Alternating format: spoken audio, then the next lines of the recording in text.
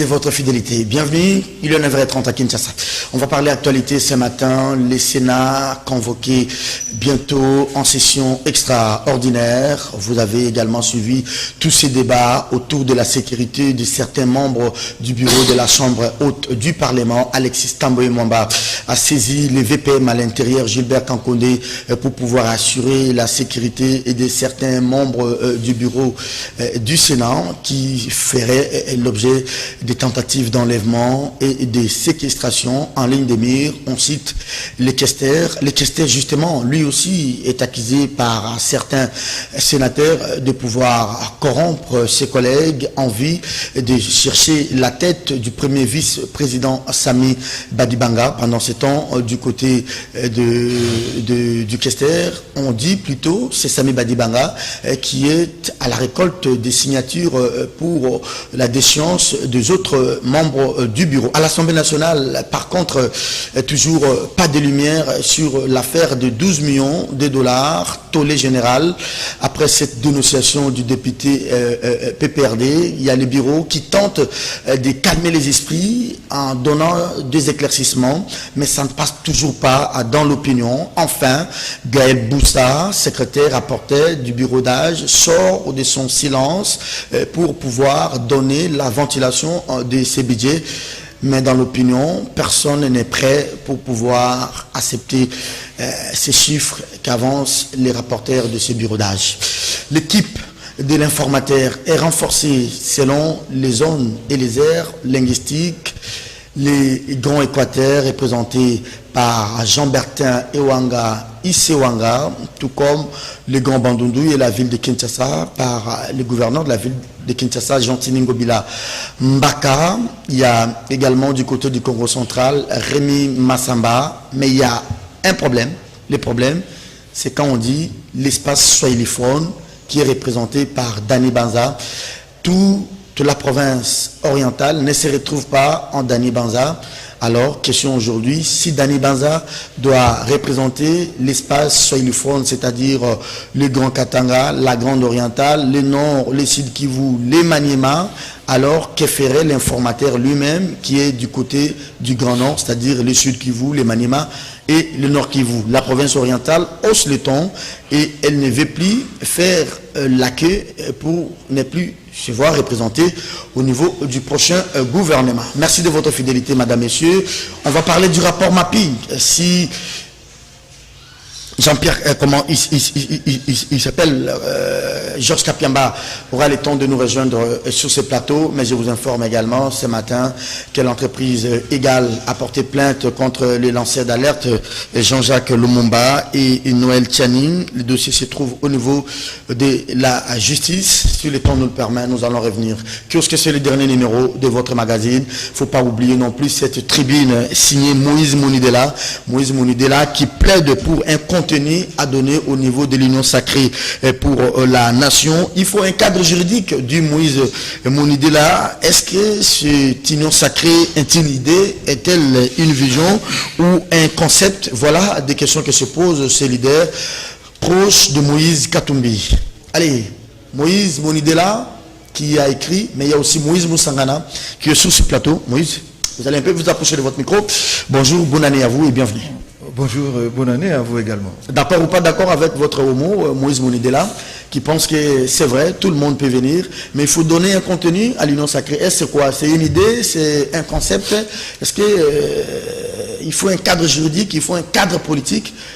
Parce que c'est quelque chose voulu par l'opinion publique, voulu, mais à l'allure où vont les choses, c'est comme si ça devient un bateau, comme on dit, l'arche de Noé, tout le monde vient et voilà. Bon, écoutez, c'est tout un débat, hein. Chacun y va dans son sens, mais il faut dire qu'il faut partir d'abord du concept politique lancé par le chef de l'État.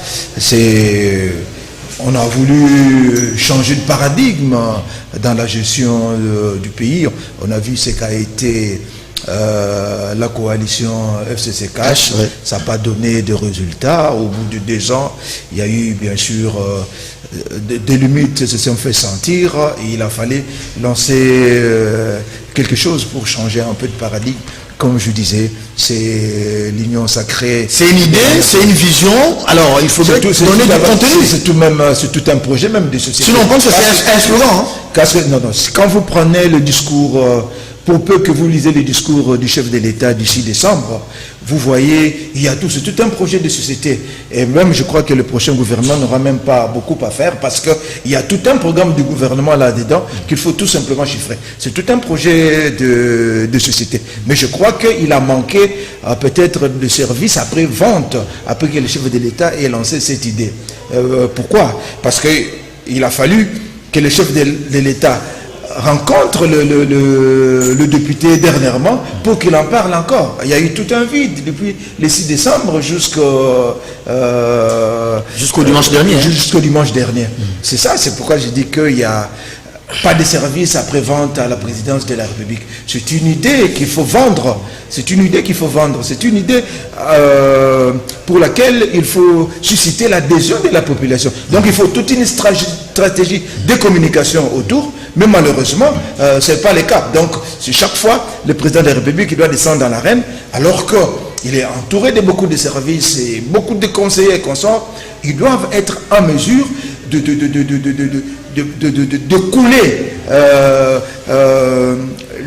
la vision du chef de l'État, un concept, en politique, même publique et comme ça. Voilà, c'est ce qui est en train de manquer. Donc je pense que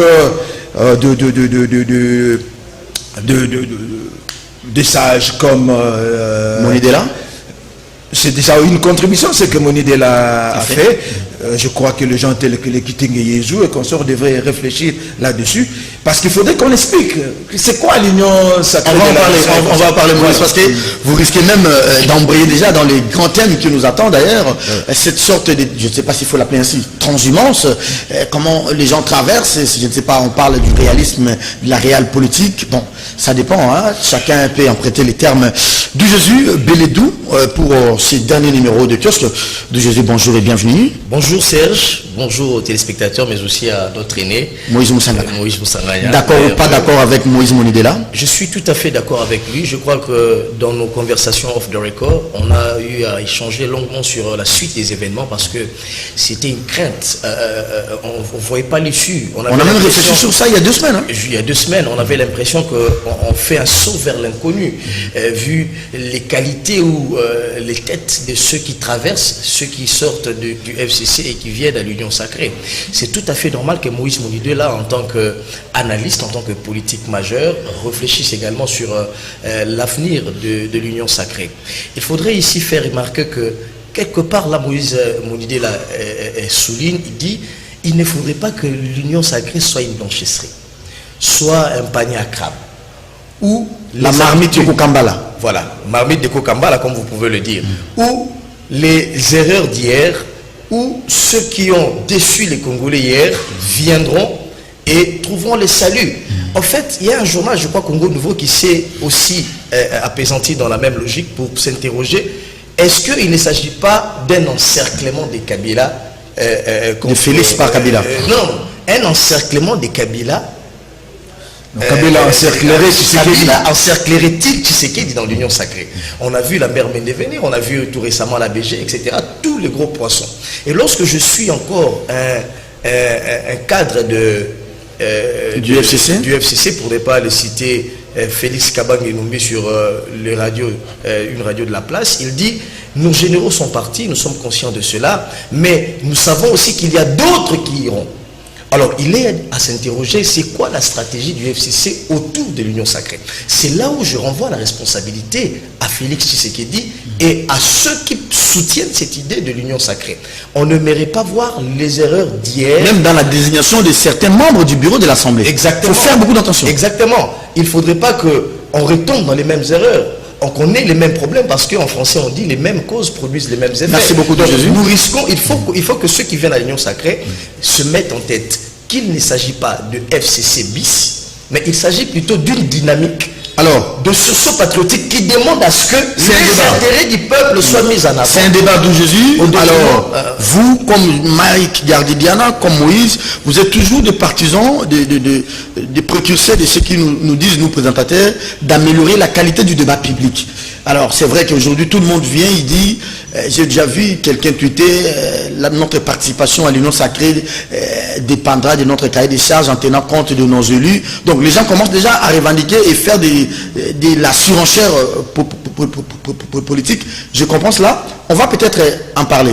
C'est une question de partage des responsabilités ou bien les gens viennent parce qu'ils viennent adhérer à une vision. Alors, c'est vrai, on va en parler. Ça sera le deuxième thème de ce magazine. D'où Jésus, c'est vrai. On va parler Assemblée, on va parler Sénat, on va parler primature avec l'informateur. Mais il y a une information très capitale ce matin à ce qui concerne la partie est du pays. Et c'est un député qui accuse les généraux de l'armée qui seraient en complicité avec des ADF pour la vente de nos munitions et la vente des armes de guerre.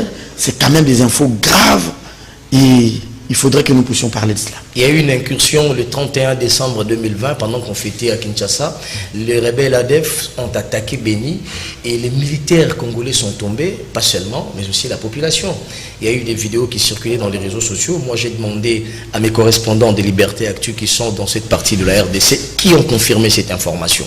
Alors, lorsque je vois le rapport de ce député, d'ailleurs, il a fait une lettre ouverte, moi, je me sens très interpellé parce que ce n'est pas la première fois qu'on dit ces genres de choses. Pendant les 18 années de Kabila, on l'a décrié, on a continué de les décrier, on parlerait des complicités. Nous sommes le seul pays qui détient 500 généraux et parmi ces généraux, on retrouve quasiment la moitié à Kinshasa dans des buissons en train de festoyer. Pourtant, nous sommes dans un état de guerre permanent. C'est-à-dire, nous sommes en train d'assister à des scénarios où les compatriotes ont l'impression qu'ils sont délaissés. Alors, l'alerte où le député, ce député qui est monté au créneau pour décrire un peu cette situation devrait être pris en compte. Je crois que c'est le moment M, le momento est là pour que Félix Tshisekedi effectivement concrétise une promesse de campagne. Serge Kabongo, pourquoi seulement l'Est du pays?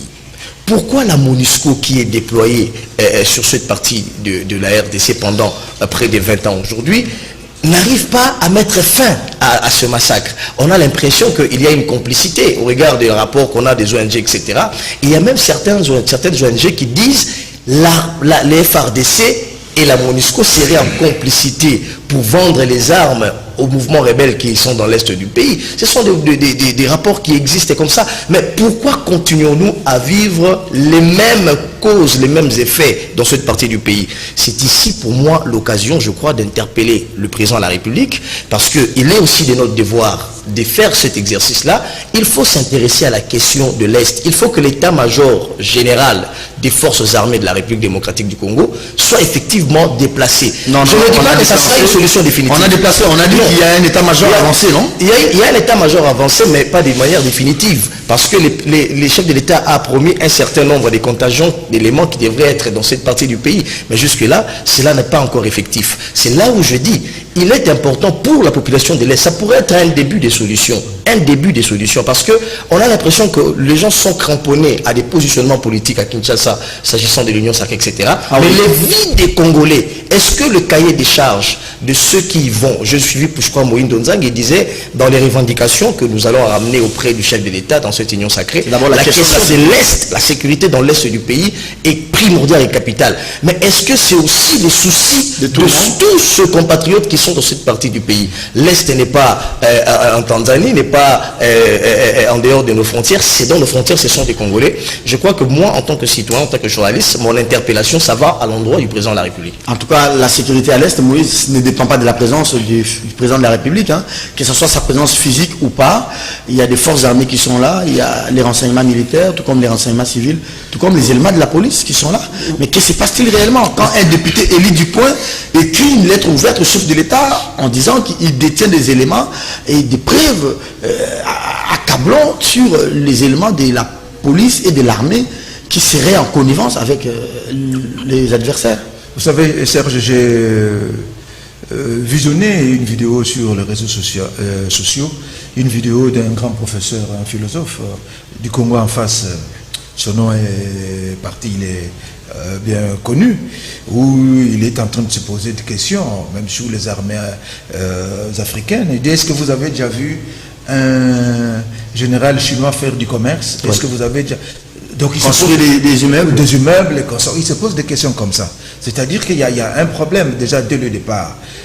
L'armée, c'est une vocation, pas une carrière. C'est pas l'affairisme. Oui, ce n'est pas un accès à un certain standing.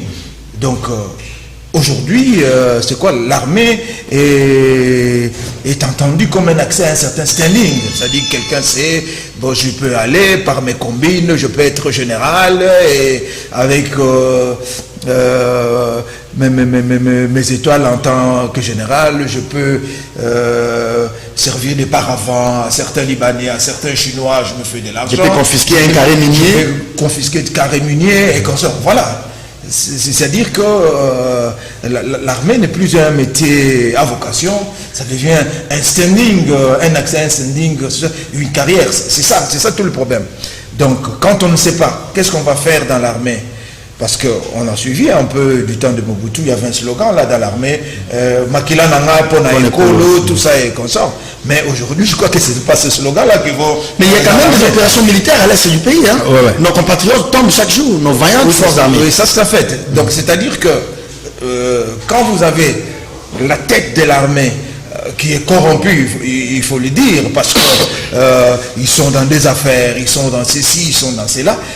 À l'Est, il y a... Des généraux millionnaires. Oui, à l'Est, il y a de minerais stratégiques aujourd'hui, le coltan, ceci. Donc, tout le monde est à l'assaut du coltan et consort. Mais qu'est-ce qu'on fait dans ce moment-là? En ce moment-là, qu'est-ce qu'on fait? Donc, on peut aussi prendre même le substance, je voudrais dire que le moyen de l'armée, on peut aussi les utiliser même dans la recherche minière et comme ça. Donc, je voudrais dire qu'il y a tout à l'Est. Est-ce qu'il faut une nouvelle gouvernance sécuritaire, comme Bemba l'a dit dans son tweet, comme Moïse Katumbi a dit? Parce que nous sommes plus préoccupés par l'union sacrée. Est-ce que je prends la primature ou bien moi je prends l'Assemblée nationale? Mais je crois que même dans ce que le président de la République a acclamé... On attend d'abord la mise en place du gouvernement. Dans ce que le président de la République a acclamé pour proclamer l'union sacrée, il parle d'un volet, il y a le volet paix et sécurité. Je crois que c'est ça tout dedans. Donc il faut dire qu'on a besoin de redynamiser notre armée, ça c'est un fait. Il faut lui donner une autre stature, ça c'est un fait. Mais est-ce que c'est pas quelque chose qui sera spontané? Ça c'est un fait. Il faut peut-être un peu de temps, mais aussi un peu de rigueur. Ça fait quand même 10 ans, hein, le compte à rebours a commencé pour Félix. Hein. Oui, ça c'est un fait, mais est-ce que vous savez que même quand on a décidé de renforcer les équipes là sur le terrain, il semble, je n'ai pas peut-être... On ne peut pas peut-être gagner cette guerre-là, je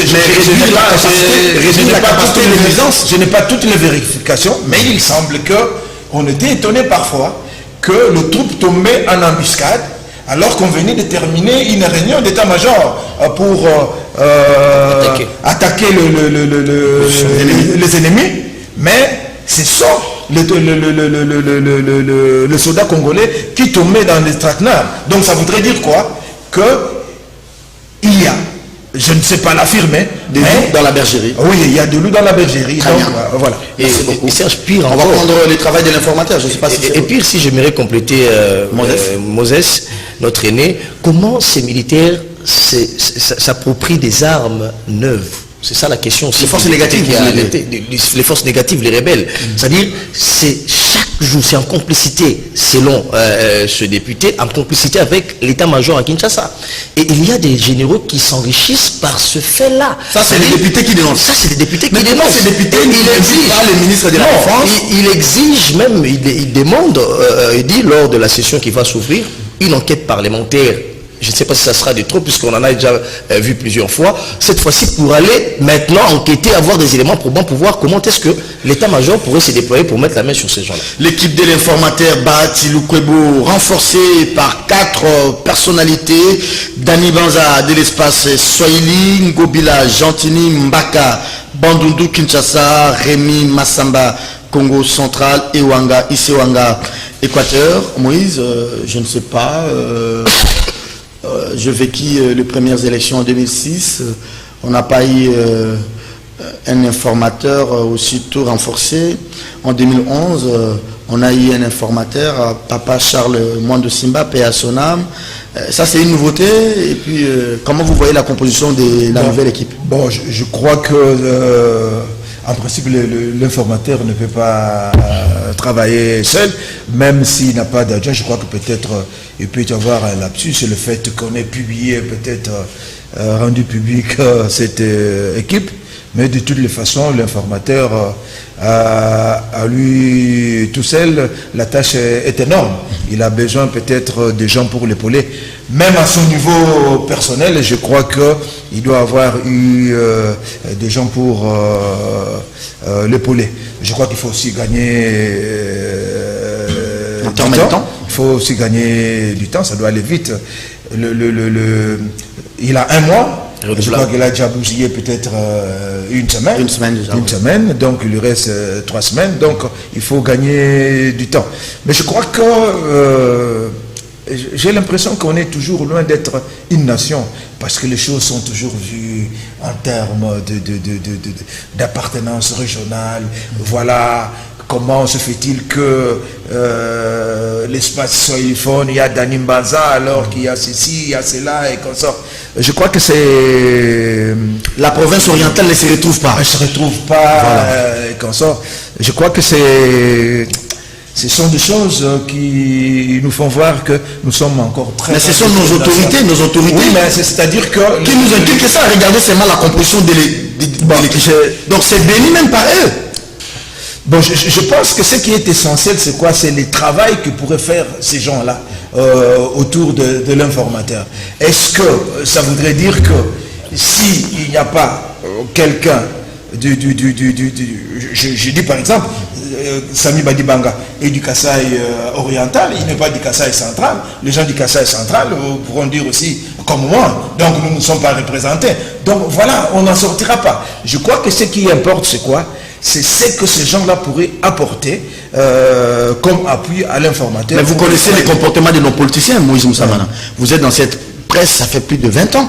Vous connaissez, quand on dit vous êtes informateur pour tel côté, vous avez toujours tendance à privilégier vos gens. Nous allons voir ça. Mais écoute, je dis que malheureusement, ça serait regrettable. Voilà. Parce que même quand on va en province, quand même quand on se limite au niveau des provinces, il y a toujours aussi au niveau des districts, voilà. Au niveau des territoires, voilà. Donc on n'en terminera pas. Je crois que ce qui est important, c'est que ces gens-là pourront apporter comme appui à l'informateur. Alors, deuxième question, est-ce que le travail de l'informateur est subordonné à la mise en place du bureau définitif, ou bien il peut déjà commencer les consultations? Non, ce sont deux choses différentes, mais qui peuvent aller simultanément. Parce qu'au même moment qu'on va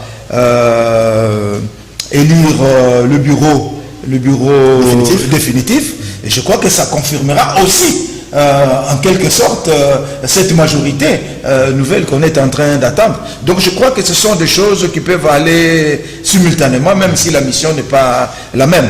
Et je crois que si l'élection du bureau tombait avant la fin du travail de l'informateur, et que cela se confirmerait peut-être par l'élection de membres de ceux qui font l'union sacrée aujourd'hui. Donc ça voudrait voir que la majorité est quelque part, et ça va encore faciliter davantage le travail de l'informateur. D'où Jésus, Ngobila, peut-être il a tout un pays, c'est la moitié d'une république, la ville de Kinshasa. Vous avez plus de 10 millions d'électeurs, en RCA il n'y a que 2 millions. Il gère tout un pays, mais ça ne suffit pas. Donc maintenant il doit un peu abandonner le pays pour aller s'occuper de... Est-ce qu'il n'y a pas d'autres leaders dans les grands bandoudous qui sont proches du président de la République? Parce que quand même, quand on gère une ville comme Kinshasa, je me dis, moi, gouverneur de la ville, je ne peux plus accepter de nouvelles charges d'être venir appuyer un informateur. Excusez-moi. Soit on n'a plus rien à faire pour cette ville. Non, je crois qu'il ne faudrait pas qu'on fasse un peu une confusion autour de ça. C'est vrai que la ville de Kinshasa, c'est une responsabilité. Mais Ngobila, c'est un acteur non négligeable dans cette partie de la République démocratique du Congo. Donc, il représente de manière géopolitique tous les ressortissants de ce coin-là. Et de ce fait, il ne vient qu'appuyer. Et un travail d'appui, je crois que ça ne lui prend pas à temps plein. Et il faudrait aussi, comme a dit notre aîné ici, il ne faudrait pas faire de l'amalgame. Je crois que le plus important d'abord, c'est identifier la majorité parlementaire. Et c'est ça le travail le plus important. Le travail, ce n'est pas d'abord dans des considérations ethno-tribaux, etc., ou géopolitiques, mais le travail le plus important, c'est au niveau de l'Assemblée nationale d'identifier. On se souviendra de Charles Mwando Ntimba. Effectivement, il avait une équipe qui l'accompagnait, mais ça n'a pas fait jaser. Est-ce qu'on s'est intéressé sur la représentativité au niveau des provinces? Ce n'était pas ça le gros problème. Le problème ici, c'est identifier une majorité et dégager cette majorité et faire rapport. Donc je crois que le plus important c'est cela. Cela n'empêchera pas Ngobila d'être gouverneur de la ville de Kinshasa et il va juste essayer d'accompagner le travail des informateurs qui d'ailleurs... Je prends votre phrase. Quelle est la mission dévolue à un informateur? Est-ce qu'un informateur est là pour tenir compte des aspects tribalo, ethnico-provinciaux, ou bien il s'adresse aux députés et il sait que tel groupe parlementaire ou tel groupe de députés appartient à telle mouvance, à telle mouvance? Est-ce qu'on a besoin de tenir compte des Équatoriens avec... Mais pourquoi on le fait? Justement, je crois que moi, je l'ai dit à l'entame, tu m'as rejoint, moi je disais, le problème ici, ce n'est pas d'abord tribalo ou ethnique, ici le problème c'est au niveau de l'Assemblée nationale. Voilà. C'est identifier les forces qui se dégageront au niveau de la majorité, la nouvelle majorité, puisque l'ancienne majorité a été effritée, comme on l'a constaté avec la chute du bureau Mabunda. Donc, il ne faudrait pas amener les débats sur ce terrain-là. Moi, je crois que c'est un faux débat de dire la province orientale ne se sent pas représentée par Dani Banza, etc. Moi, je suis de la province orientale, mais je crois que les débats actuellement n'est pas là. Les débats aujourd'hui, c'est de voir le travail que va faire l'informateur et à l'issue de ce travail. Je crois que ce travail aussi a déjà commencé et l'élection définitive n'est pas une obligation avant que Bahati Lukwebo débute son travail d'informateur. Le plus important aujourd'hui, c'est que la session extraordinaire, qui d'ailleurs a en son sein plusieurs matières, parce qu'on parle des contrôles parlementaires et qui fait encore jaser, on parle d'élection du bureau définitif, etc. Et il faudrait d'abord commencer par dégager cette majorité, aussi le travail qui s'est fait déjà, et c'est cette majorité-là qui va permettre à ce que demain nous ayons un gouvernement et que le pays soit mis sur les rails de développement. Alors Moïse, c'est dans ces entrefaites que nous constatons le mouvement de ceux qui étaient hier du côté droit, traversé du côté gauche. C'est vrai, les gens parlent de la transhumance, d'autres parlent du réalisme politique. Je me pose la question, nous n'avons que ces députés-là, nous n'avons que ces leaders-là, donc nous faisons avec ce qu'on a entre les mains. Alors, pourquoi dire la tête de tel nous plaît, la tête de tel ne nous plaît pas? Sinon, on va chasser tout le monde. Et comment nous allons faire cette union sacrée? D'abord, il faut dire ceci. Je crois qu'à ta préoccupation, il y a un politologue sénégalais, Ibrahimi Fall, qui répond dans un grand article, il a écrit, il répond à ta préoccupation. Ça veut dire quoi? Ça veut dire que dans les régimes africanistes comme les nôtres, il faut arriver à connaître qu'est-ce qu'un chef d'État. Parce qu'un chef d'État, non seulement il a le pouvoir politique, il est aussi celui qui distribue des prébendes économiques. Voilà. Ça voudrait dire que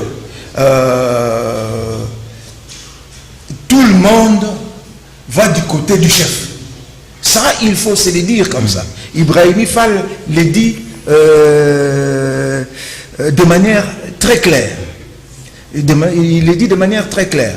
Donc, il y a eu un problème quand il faut voir quand Joseph Kabila avait toutes les manières du pouvoir, vraiment, la balance avait penché de son côté. Oui. Et tout le monde allait de son côté.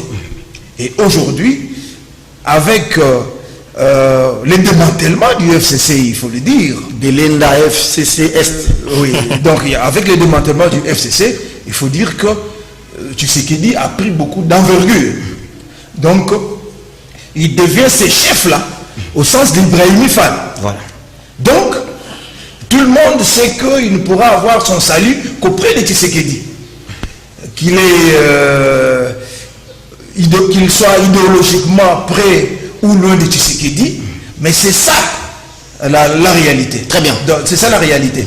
Donc, mais est-ce que tout le monde qui vient A les mêmes attendements de l'Union sacrée? Non, je ne pense pas. Encore une chose, il faut dire que la politique dans notre pays a toujours été considérée, depuis l'indépendance jusqu'à ce jour, comme un accès à un certain standing.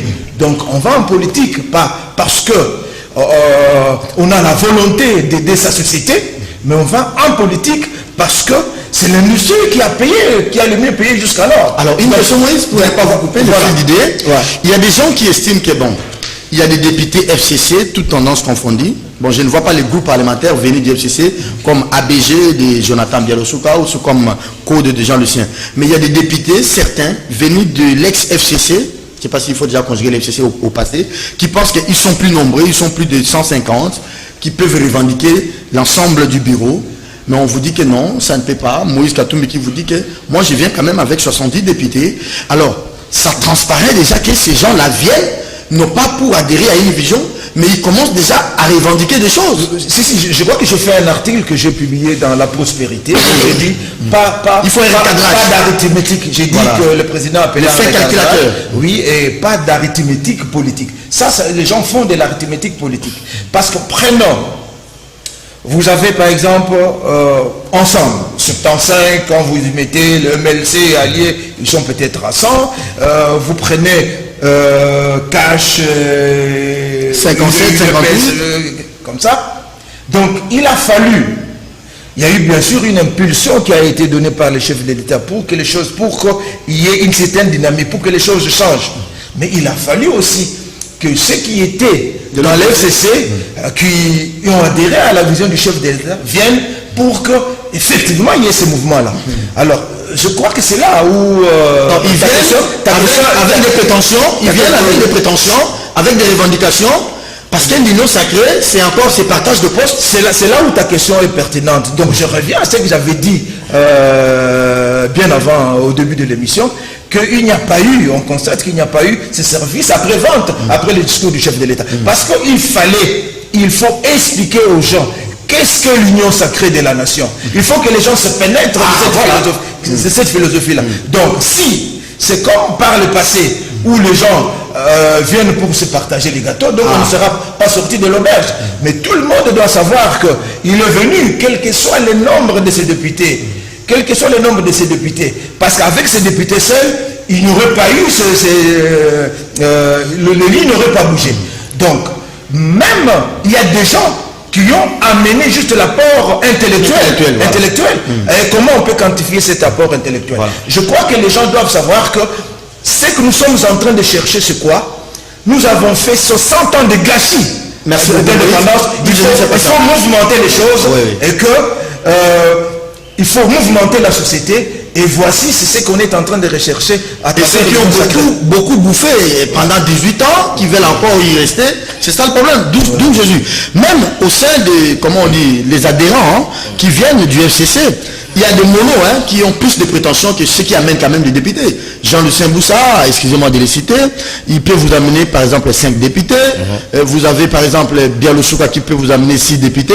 Mais quelqu'un par exemple qui quitte le PPRD seul, il veut revendiquer plus que ceux qui amènent les députés. Au sein même du FCC, relooké, il y a des divergences à l'interne. Oui, justement, mais il faudrait d'abord faire remarquer, parce que c'est très important, que l'union sacrée avec cette nouvelle majorité de coalition, c'est une coalition d'assemblage. C'est-à-dire, on va faire avec l'ancienne coalition qui existait, qui est le CACH, parce que le CACH, c'est une coalition qui existe encore. Et de l'autre côté, nous avons le FCC. Le FCC avec le frondeur, ceux qui ont quitté. Et une bonne partie de la Mouka aussi. Voilà. Donc il faudrait déjà mettre en tête que c'est une majorité d'assemblage. Et cette majorité va tenir également compte de la Mouka, vous venez de le dire tout à l'heure là, mais aussi de ceux que vous considérez comme des prétentieux. Ils ont 2 ou 3 députés, mais qui viennent quand même. Et ils vont amener le cahier de charge. Il faut faire avec. Moi, je crois que nous sommes aussi en démocratie. La démocratie, contrairement à ce qu'a dit mon aîné, obéit à un nombre arithmétique. On va tenir compte de ce poids. Qui représente quoi au niveau de l'arithmétique politique, c'est-à-dire combien de députés vous avez. Et c'est ce qui va peut-être donner la possibilité à ce groupe d'avoir un poste au niveau de... Est-ce que ce ne sont pas des calculs arithmétiques qui viendront pour bloquer et faire gripper la machine? Sinon, nous allons conseiller au président de dissoudre et de demander au peuple de lui donner une autre majorité. Là, nous sommes au niveau des principes. Voilà. En tout cas, si aujourd'hui vous voyez, par exemple, les codes ou bien l'autre, l'ABG, etc., c'est parce qu'ils ont quand même un poids politique. C'est ce que Félix Tshisekedi disait lors de son discours, les forces représentatives. Et donc c'est exactement ça. Quand on dit les forces représentatives, tu ne peux pas rester chez toi à la maison. Tu te dis, je suis Serge Kabongo, j'ai une force représentative, voilà, et je vais rencontrer les présidents de la République. Je crois qu'on tient compte de ces éléments-là parce que la démocratie obéit à des exercices arithmétiques. Ça, il faut le souligner, c'est sur le plan des principes. Très bien. Mais il y a un autre pan. L'autre pan, c'est que l'union sacrée, c'est quoi? Il faut définir l'union sacrée comme on l'a dit. C'est la question de mon idée là. L'union sacrée, c'est le sursaut patriotique. Un peu de volontarisme. L'union sacrée n'est pas une blanchisserie. Où on a vu Lambert Mende avec Thierry Mosenepo voir le chef de l'État. Et après, quand vous parlez des lignes maritimes. Non, ça n'a rien à voir avec ça. Et il y a des signes qui ne trompent pas. Même des PCA des lignes maritimes. Mais par contre, on a vu Thierry Mosenepo qui est président de Ligue des jeunes de son parti. On voit directement le cahier des charges était politique que ce qu'on nous a balancé là sur les réseaux sociaux. Je reviens à l'essentiel. L'essentiel aujourd'hui, c'est quoi, Serge Kabongo? Il faut comprendre que tous ceux qui viennent à l'union sacrée, ils doivent savoir que l'intérêt qui est mis en avant, c'est le peuple. Ah oui. Ce n'est pas un gouvernement pléthorique qu'on veut avoir, de 75 ou 60 quelques personnes. Ce n'est pas le partage des postes au niveau des entreprises publiques. Ce n'est pas en donner Kinshasa à des groupes d'individus qui n'ont pas d'expérience, qui vont tuer la ville demain parce qu'ils ont 10 ou 5 députés provinciaux. Ce n'est pas ça l'idée de l'union sacrée. C'est là où je dis... Moïse, je suis d'accord avec Moïse. Le temps nous imparti touche peut-être à sa fin, mais on n'est pas pressé. Je dois atterrir, c'est très important. Allez-y.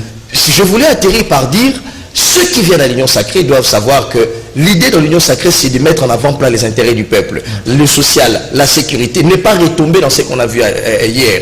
C'est ainsi que je dis, c'est là où je rejoins mon idée là, au-delà de poids arithmétique politique, il faudrait ce sursaut patriotique qui doit être mis en avant. On ne doit pas exiger les mêmes têtes pour revenir. D'ailleurs, moi, je conseillerais à ce que l'union sacrée fasse émerger les nouvelles figures politiques parce qu'on n'a pas que les Mende, on n'a pas que les autres là. Ici, je ne vais pas faire l'apologie des mêmes personnes, mais il faut faire émerger les nouvelles compétences, puisque ce n'est pas les compétences qui manquent, pour essayer de sortir les pays du gouffre. On n'a que 3 ans. Même on peut perdre quelqu'un comme on n'a que 3 ans. Ça fait et dans ces 3 ans-là, il faudrait mettre de côté la boulimie des politiques. Tout ce qui arrive là viennent par boulimie. Et cette boulimie-là, si on les met en avant, ça va aller. Et les revendications, je vais terminer par là. Parce que j'ai vu des gens, je termine, pardon. Il y a des gens qui disent, nous avons présenté nos revendications. Si cela n'est pas pris en compte, nous partons. Écoutez, attention. Les revendications ne sont pas des impératifs ou des obligations. Vous n'obligez pas à l'union sacrée. Vous venez avec vos revendications pour que cela soit discuté dans la logique de l'union sacrée et voir comment dégager et arrondir les angles. Donc il ne faudrait pas qu'on ait les FCC bis. Il ne faudrait pas que l'union sacrée soit le FCC relooké. Merci Moïse, merci à Jésus Bélévy. Un petit mot. Oui. Je voudrais, c'est pas une polémique que j'engage, mais je voudrais que les gens se posent une question. Avec nos poids politiques dans les assemblées, où se trouve le pays? Je crois qu'il faut que les gens se posent des questions. Très bien, belle question, hein? Belle question. Avec nos poids politiques, où se trouve le pays? Bon, vous êtes PPRD, vous êtes venu avec les FCC, plus de 150 députés. Pourquoi vous n'avez pas, avec votre politique, mis fin à la guerre à l'est du pays? Belle question, Moïse Botsama. Je signale l'arrivée sur ce plateau de maître Georges Kapiamba. Il est de la cage, il nous fait des droits de l'homme, l'accès à la justice. Maître, Carré beaucoup kiosque, hein? Merci beaucoup. On a failli presque vous rater. Vraiment. On vous avait invité d'abord bonne année à vous, hein, Merci. à toute votre famille, Bonne année à tout votre ainsi qu'à la cage de votre association. Merci. Allez, on devrait parler quand même de ces rapports mapping. Les gens ont pensé que c'était une sorte d'épée de Damoclès sur les politiques. Comment d'abord vous, en tant qu'ACAJ, vous avez, quand vous êtes informé de cette arrestation et la mise en examen de M. Roger Lumbala, vous avez réagi. Vos premières réactions? Bon, c'est un sentiment de satisfaction parce que finalement, 10 ans après, nous avons là obtenu un début de l'application de ces rapports mapping par l'engagement des poursuites en France par sa justice à l'égard d'un des ressortissants de la République démocratique du Congo. Et nous espérons que cela va se faire suivre par d'autres cas, pas nécessairement en France, mais aussi dans d'autres pays qui sont partis au statut de Rome parce qu'ils savent qu'ils ont tous et chacun l'obligation d'engager des poursuites contre toute personne sur laquelle pèseraient des soupçons de participation à des crimes qui sont de la compétence de la Cour pénale. Ça, c'est la justice française, c'est pas la justice congolaise. Bien sûr, oui, c'est vrai que nous continuons à nous indigner de la faiblesse que fait apparaître ou affiche nos autorités judiciaires jusqu'à ce jour, parce qu'en principe, au terme des engagements de la RDC sur le plan international, même dans le cadre du statut de Rome, c'est les pays du ressortissant de la personne sur laquelle pèsent ces soupçons qui devaient commencer par engager ces poursuites. Et ces hommes et ces femmes sont ici chez nous en train de se pavaner, en train de... Est-ce que la difficulté de notre justice ne peut pas se résumer en ce sens que certains de nos compatriotes, autrefois seigneurs de guerre, se retrouvent aujourd'hui mieux placés dans les institutions, dans l'armée, des hauts galonnés de l'armée, de la police. Des institutions, c'est-à-dire qu'ils utilisent leur position officielle aujourd'hui, ils l'ont fait. Rappelez-vous, lorsque la société civile avait mené une campagne. Avec Denis Mukwege. Voilà, non, mais avant Denis Mukwege. Avant, lorsque nous avons voulu faire créer des chambres spécialisées mixtes, ce sont ces femmes et ces hommes qui sont impliqués dans ces crimes qui ont gêné ce travail au niveau du Parlement. À 2 reprises, ce projet de loi a été renvoyé par les députés. Pourquoi? Parce que parmi eux, il y a des députés élus du peuple. On les appelle, se disent être élus du peuple. Ils se font appeler élus légitimes du peuple. Voilà, c'est ça. Ils ajoutent même légitime. Un peuple martyrisé. Tout à fait. Mais c'est en réalité des bourreaux du peuple. Il faut les appeler députés bourreaux du peuple. Élus légitimes et bourreaux du peuple. Oh là là, élus légitimes, surtout avec la dernière vague ici. Moi, je me réserve d'ajouter donc ce sont les députés légitimes. Et qui ont... La plupart d'entre eux ont été désignés, nous savons, dans les bureaux de M. Nanga, avec la complicité des anciens barons de l'IFCC, PPRD. Nous avons tous les éléments, nous savons où est-ce que c'est pour élaborer la liste des députés. La suite, parce qu'aujourd'hui, c'est Roger Lumbala. Il semble qu'il y a eu une plainte des ONG, c'est la justice française qui s'en est saisie. Beaucoup de plaintes existent et sont partout contre beaucoup de ces gens-là. Dans beaucoup de pays, nous les avons déjà déposées depuis plusieurs années. Ah bon? Nous sommes contents de constater que la première déjà est en train d'examiner. Nous espérons que les autres aussi vont faire l'objet d'examen. Il y a des plaintes déposées même à New York, aux États-Unis, contre certains de ces barons. Mais on va plus voyager. Non, vous allez voyager, vous n'avez rien à vous reprocher, vous n'avez jamais participé. Vous êtes en transit contre le peuple. Vous êtes en transit à Nairobi, on met la main sur vous. On peut vous prendre. Moïse Moussangala, les rapports mapping, c'est un rapport très documenté, mais est-ce que ça répond aussi des atrocités comme comment on dit, Makobola, Kakobola, tout ce qu'on a connu, mais c'est de 2003 à 93. Oui, jusqu'à 2003, avant la mise en œuvre du statut de Rome. Bien sûr. C'est pas, Moïse? Oui, il faut dire que c'est un rapport volumineux, ça fait 581 pages. Voilà. Donc c'est vraiment volumineux. Je ne l'ai pas encore tout terminé, ça il faut le dire. Mais il faut que quelque chose soit fait. Je vis dans le cadre dans son discours du 6 décembre, le président de la République a souligné le fait que parmi les mémos qu'il a eus, il y a des gens qui ont souhaité la mise sur pied d'un tribunal pénal international. Lui a voulu que ce soit ici. Donc, il a même il a parlé d'une justice, comment on dit? Justice transitionnelle. Bon, vous savez, justice transitionnelle, c'est bien beau parce que ça va être un processus qui va permettre aux hommes et aux femmes de passer, d'avoir la possibilité de reconnaître leurs torts, de s'engager à ne plus répéter ce qu'ils avaient fait par le passé et d'accepter aussi d'être soumis à certains travaux, à certaines sortes de rites qui vont être décidés, mais en dehors de cette partie de la justice transitionnelle qui peut déboucher aussi sur la nécessité de définir des réformes qui auraient été considérées comme nécessaires pour éviter ce qui s'est passé, il faut que les plus hauts responsables passent devant les juges pénals. C'est obligatoire. Je vais vous libérer, Maître Georges Kapemba, parce que je reste avec mes deux invités. Vous devez intervenir sur cette question spécifique. Mais pourquoi le Conseil de sécurité ne veut pas de la publication du nom des personnes de haut gradés ou de ceux qui sont qui étaient ou qui sont dans les institutions qui ont été repris dans cette liste? Non, je voudrais d'abord corriger, ce n'est pas le Conseil de sécurité, c'est le haut commissaire des Nations Unies aux droits de l'homme qui a souhaité que les noms de ces personnes soient au moins gardés sous le sceau de confidentialité pour deux raisons. La première raison, c'est d'abord pour leur sécurité, mais aussi il faut ajouter que ces personnes jouissent encore de la présomption d'innocence.